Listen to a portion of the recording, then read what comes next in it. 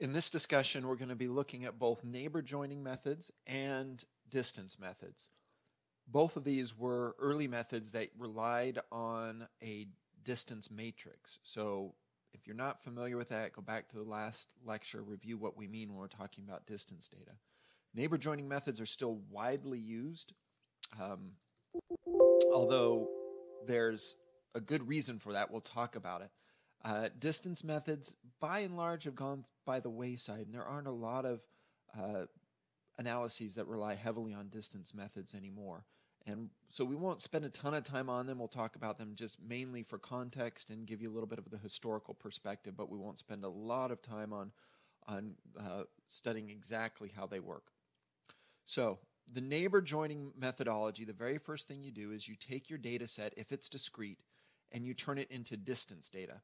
So again, we would count all of the differences between two sequences, and then we would make that a frequency between 0 and 1, with 0 being 100% identical, no distance at all, and 1 being 100% difference, right? And that's, in real data sets, they're never 100% difference, because even when randomized data, you would have a 1 out of 4 chance that any one set of nucleotides would be the same. Okay, so we start with that distance matrix. Okay, then what we do is we calculate all of the pairwise distances between each individual sequence, and we group the ones that are the closest, the ones that have the shortest distance. So that's number 2. So we could think of it starting off with all, in this case, 6 species. 1, 2, 3, 4, 5, 6. 7 species. And we don't know how they're related at all. We know they share a common ancestor at some point, but we don't know any of the relationships other than that. And so we would do the distance matrix, and we may discover that species F and G have the least distance between them. So we would group them together. That creates a new node. We then use those two paired groups as if they are now a single entity. So now we only have 6 entities in the analysis. We've got these 5 species and that ancestor, if you will. And we calculate a kind of a median sequence or median distance between those two and use that point and compare it with the other 5. And then we group the shortest distance. So in this case, that ancestor, which is labeled U here, was most close to species E. It was closer than any of the other pairwise comparisons between these species. And so we now group species E, and we have a new entity. They've designated us with this little V, represented by that common ancestor there. And then they redo the analysis. Now in this case, the next shortest distance was between C and B. And so we group C and B together and have a third new entity labeled with W. And we do that over and over and over again until we make the entire phylogeny. Okay, so we've got a kind of a step over here. Group the 2 taxa with the shortest distance, make this new node, calculate the distance, the measurement for that new node, and then we redo the whole thing and find the shortest distance over and over and over again. Okay, now, the advantage of this is that it is very, very fast. Okay, it relies on some computational power, but not very much. And distance matrices in general are very fast calculations because you don't have to look at the entire data set. You only have to look at a distillation of how close different species are to each other based on the data in the data set. Okay, so although there are somewhat complex calculations, I throw this up here just to scare you. You don't need to know this or memorize this. This is just kind of the calculations that we're doing to figure out the sum of all of the distances. Okay, and then the distance matrix is here, and realize this is the full matrix, and we've got duplication here. The distance between C and B should be the same as between B and C. So B and C, C and B. Notice those are tens. So really, we only need half of this distance matrix like I showed you in the last discussion. Okay, and so we do it. We group them together. We have distances. We may have a new entity. We do it again and again and again, and we get out a phylogeny. And it's very computationally fast. So as we think back about our criteria for phylogenies, let's talk about neighbor joining. Neighbor joining is very, very efficient. So in fact, we can probably make little notes here as we go. So we can say, yes, that's a good one. It's very efficient. Now remember, power is the ability to find the true tree. And I'm going to talk more. We've kind of talked about this. But that's a very, very difficult thing to assess. And although we have done it experimentally with generated data sets, artificial data sets, and it can be good in some cases, it's not guaranteed to give you the same. It's not guaranteed to give you the very, very best tree in all situations, but it gets you in the ballpark. So we'll give that a big definite maybe. Now on consistency here, see if I think I've got that one behind. I don't know why these all aren't in one. Let's do this.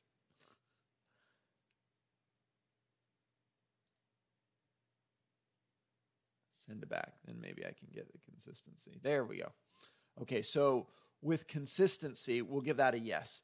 Now, the only little caveat to that, so maybe we do a little star by it, is that if you have two distances that are exactly the same, so let's say we did our original matrix, and notice that our two shortest distances are between B and A, right? And then the next one is between E and C. So obviously B and A go together first because that's a shorter distance. But if the distance between E and C was also a 5, we'd have a tie for the shortest distance. And so that can happen at some times. Now, notice we do have two ties in here. The distance between A and C and the distance between A and D is the same. But this is in the primary matrix. And remember, we would recalculate this matrix with each step. But if at any one of those steps, the shortest distance in the matrix is equal to, there's a tie, there are two shortest distances, then we would just basically randomly pick one to be the next one added. And so in that case, that random pick might have a slight difference in the outcome. So although it is very consistent, meaning given the same data, we get the same answer over and over again, there are some instances where it isn't. But in large data sets, those distances have a very, very, very tiny chance of being identical. So reasonably for most data sets, it's very consistent. You get the same answer over and over and over again. Robustness is, again, I'm going to call this a maybe. Because robustness, again, remember, review, robustness means if I violate my underlying assumptions, do I still get the best answer? And so because we are not sure that we're getting the best answer all the time out of this one, that's also a maybe. We'll talk about what it means to have the best answer here in a little bit. And falsifiability, this one is no. I'm just going to put there, and again, there's maybe a little bit of a asterisk or a caveat to that. But basically, because this is an algorithmic method, it only gives us one outcome. And so it's not really set up to statistically test whether a different outcome is significantly different or not. That's not the goal of this phylogeny. It's just to get us a single answer that's kind of in the best neighborhood. So in a way, this is like somebody giving you directions to a destination and having, okay, you're going to get reasonably close.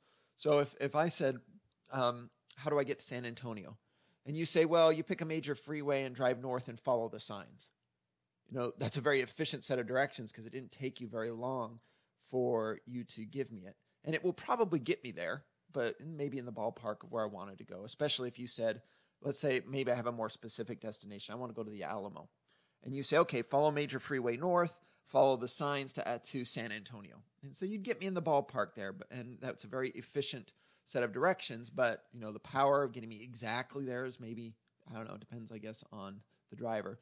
But certainly, since it's all you're doing is giving me a very quick, this is how you do it, you know, we're not doing any evaluation at all of whether there would be better directions. And you're just like, well, just put it into your phone, use Google Maps. So, but realize with Google Maps in this direction analogy, we have a very robust and very computationally intense set of directions that have been given to us. For phylogenies, we do have those methods, and we'll talk about those in later days. Now, ideologically, there's really not anyone who says that says neighbor joining is the very best way to do something. And so the reason that people use neighbor joining is fairly limited, but it's an important reason, okay? So the current state is it's really no one considers it to be the overall best method. However, it is a passable method. It will get you in the ballpark, you know, a reasonable phylogeny to begin with. And the reason why is because it uses this distance method, which is a knock for many people. And it also is just a simple algorithm or a simple clustering method, right? Where you just do A, B, C, and D, and you're guaranteed to get an outcome, although maybe not the best overall outcome. However, it is still widely used, and the primary reason, if you want to put this in your notes, is that efficiency. It's fast, even with really, really big data sets. As our data sets get really, really big, this is still remains an incredibly fast method to give you a tree that is in the ballpark. And so really, this is used now in many analyses as what we would call a springboard analysis, or a beginning for more in-depth, computationally intense analysis, particularly in maximum likelihood and in Bayesian analyses, which we'll talk about at a later date. Okay?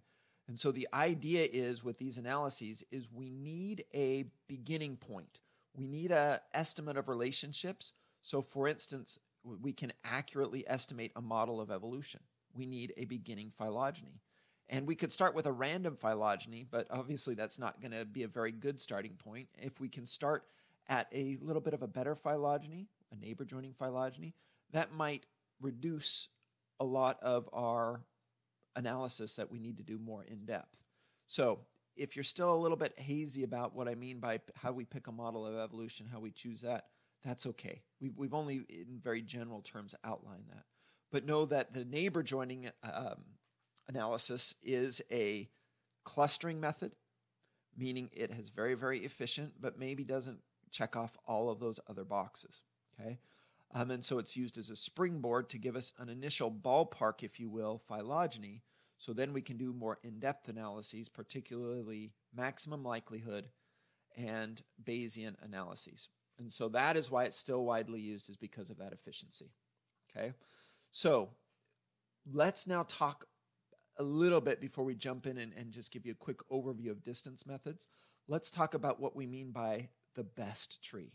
How do we decide what the best tree is? Or maybe even if we want to be more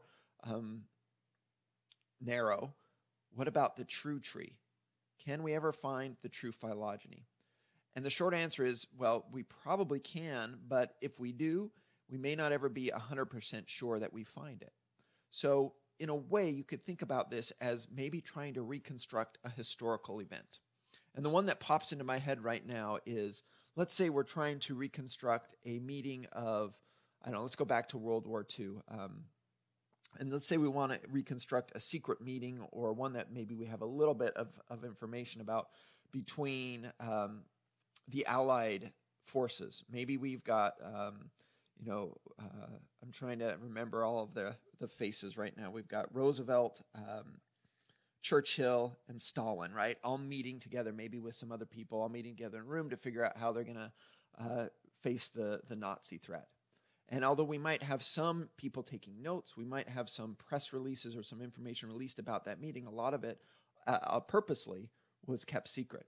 And maybe eventually more documents come forth and we have more information, but we can probably never with 100% accuracy reconstruct exactly what went on in that room. But with the reliable information that we have, we can be, pretty good, pretty close.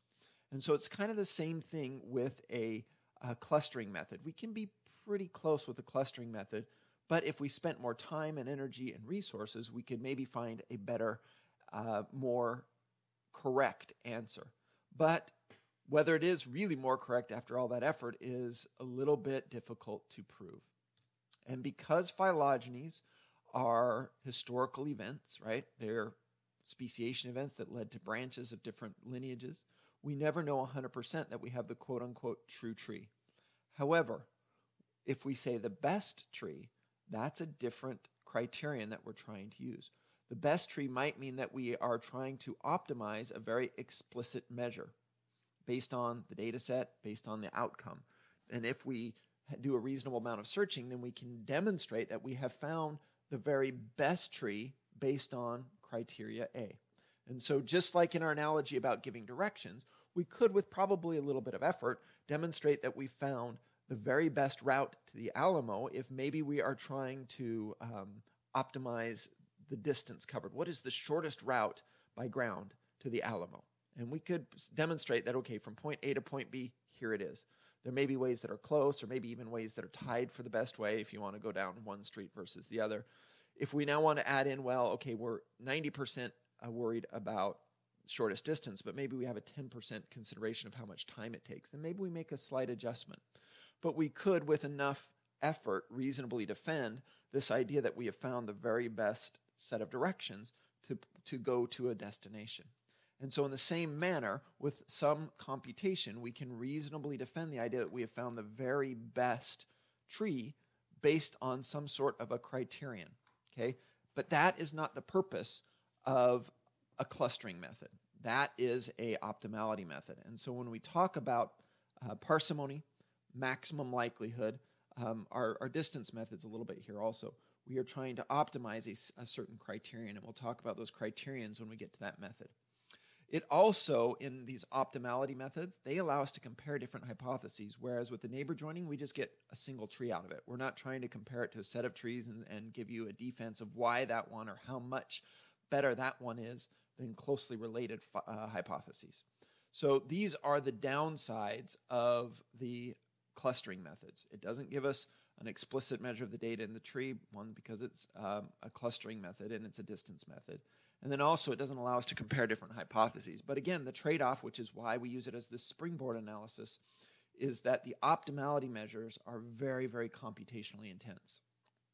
And so if we were most worried about, and this is not often the primary consideration, but at the springboard it is the primary consideration, is how fast, how much time is it going to take to do this initial analysis? And if all you need is a decent starting place, you don't waste a lot of time and resources on finding a optimal tree or a best tree. You just find an okay tree, which neighbor joining does. It finds you a pretty good tree. Now, we're going to start talking about distance methods also, and I want to remind you that by and large distance methods, other than the neighbor joining method, which is a distance method but is only used really as a springboard in most cases, but distance methods by and large have gone by the wayside, and people rely almost exclusively now on discrete methods. However, we do need to talk about them, particularly historically. Occasionally you will see a distance method for one reason or another. But distance methods were originally used especially when we only had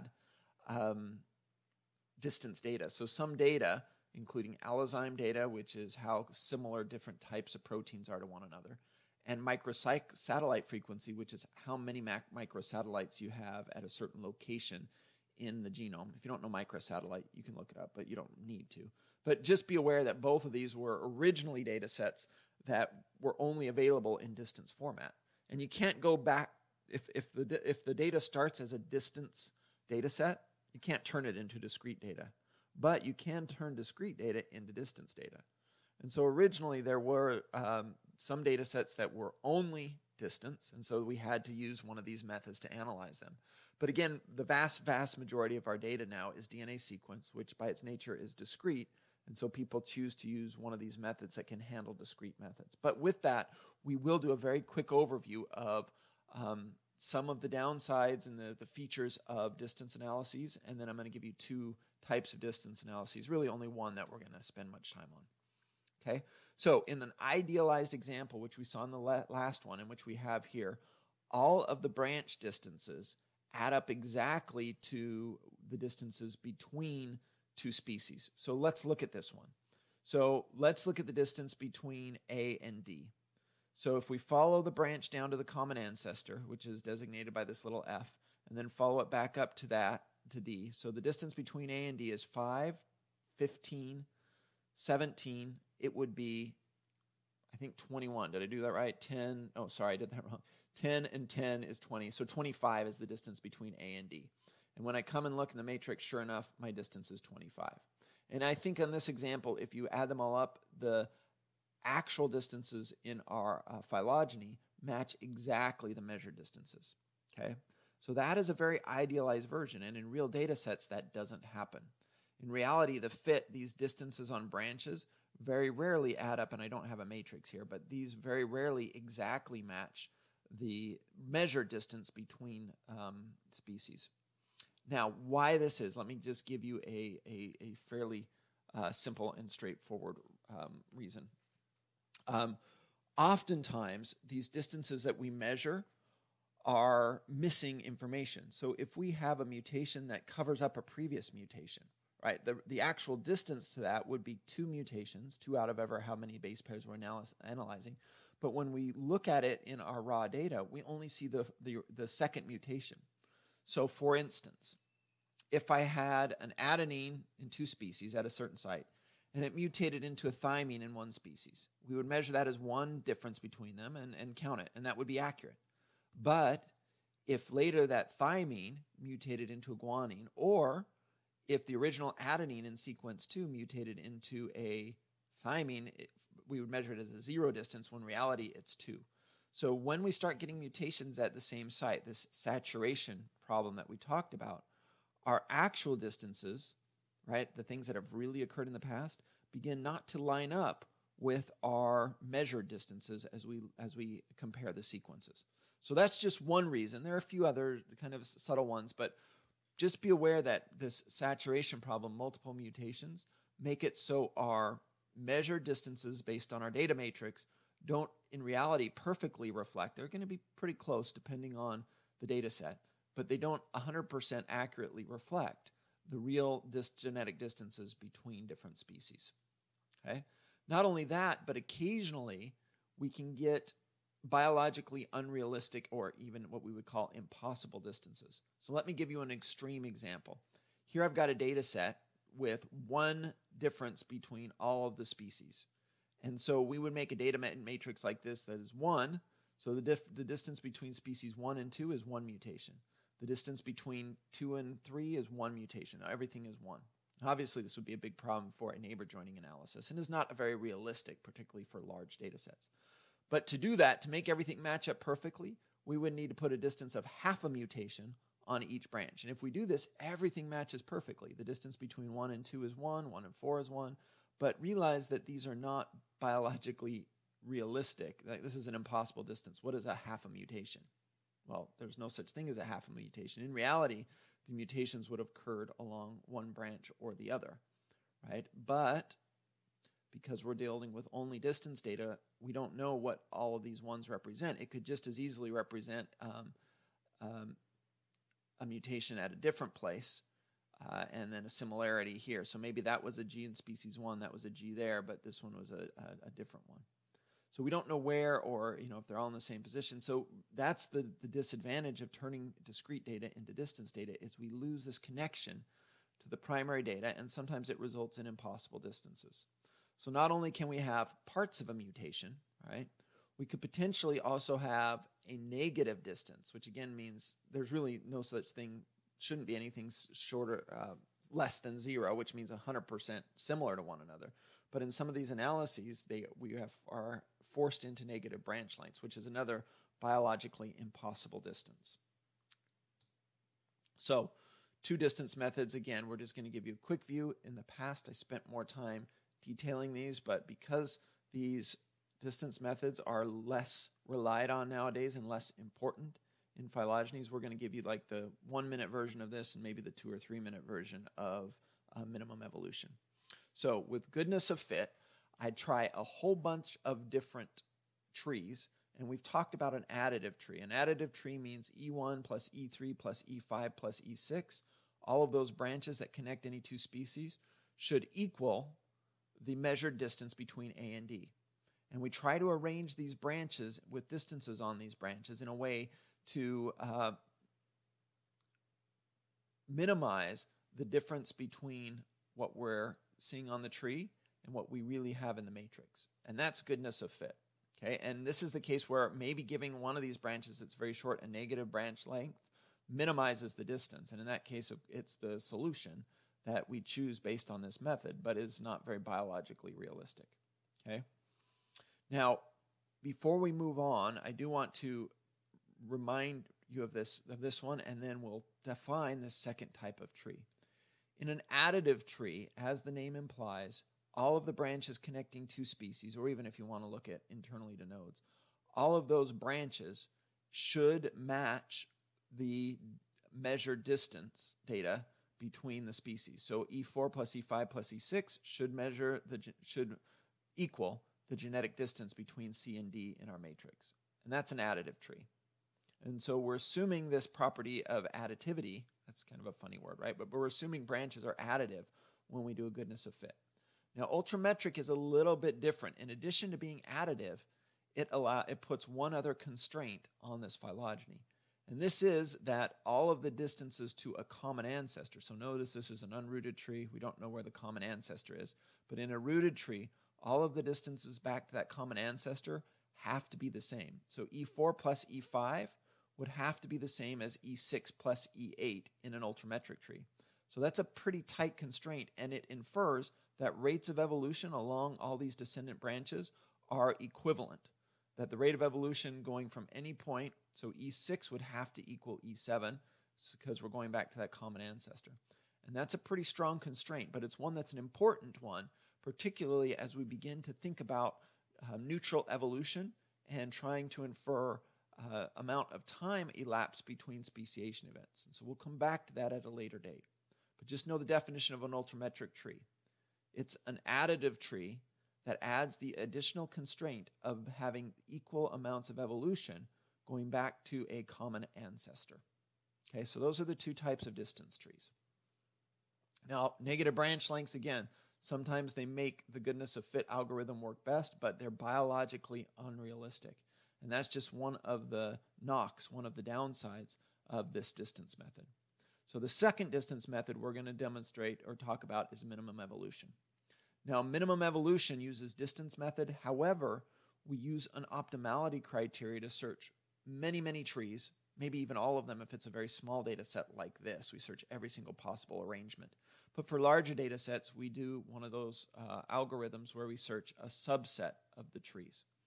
Okay, and what we try to do is find, if we add up all of the branch lengths, we have the shortest overall length for the topology. And so we try to minimize the amount of evolution that is inferred along these. So we take the distance matrix and we put those on, and the methods of how we do this are not important, but we put those onto the branches, and then we see if that is the shortest tree. We get another tree. If it's shorter, we get rid of the first one, and we keep the shortest tree based on these distance metrics. And notice that in many cases, this analysis results in a non-additive tree.